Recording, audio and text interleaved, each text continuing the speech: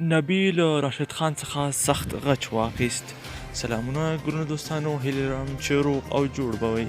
یو بلې نوي او تازه ویډیو ته درته هرکلی وایم.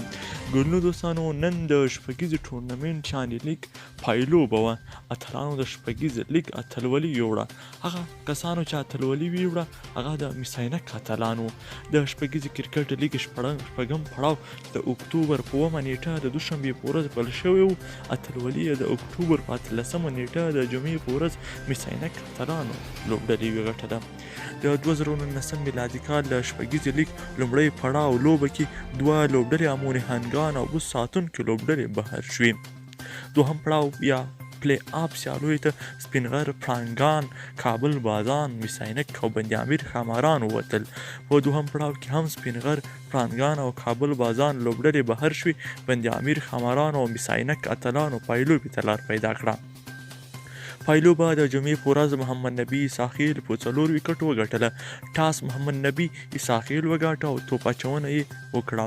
بند امیر لوبډلې په 20 اورونو کې د 6 لوبغاړو په سوځېدو سره د عمران جنت د 32 منډو، د شوکت زمان د 22 منډو، د افسر زاځي د 22 منډو او د باطن شاه 23 منډو په مرسته 154 منډې وکړې.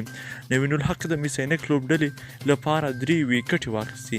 میساینک لوبډلې دا هدف د شلم اور په 5م توپ د 6م لوبغاړي په سوځېدو سره د نور علي زدران 42 منډو، د رحمان الله ګربز 36 منډو او د محمد نبي اساخیل د 10 منډو په مرسته پوره کړې.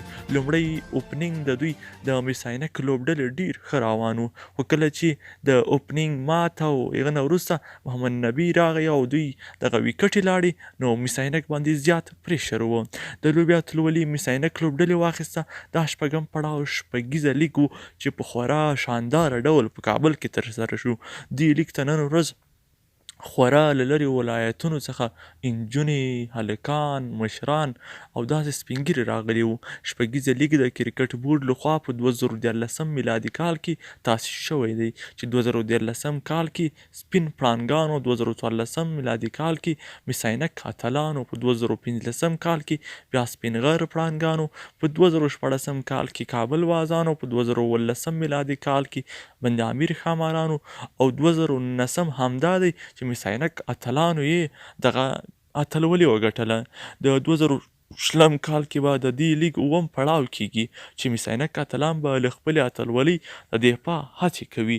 د شپږیزې لیګ د زیاتو وکټو، زیاتو منډو، زیاتو څلوریزو، زیاتو شپږیزو او میساینک او میس شوو توپونو په اړه راتلونکي راپور کې ولولئ چې موږ به یې له تاسو سره شریک کړو.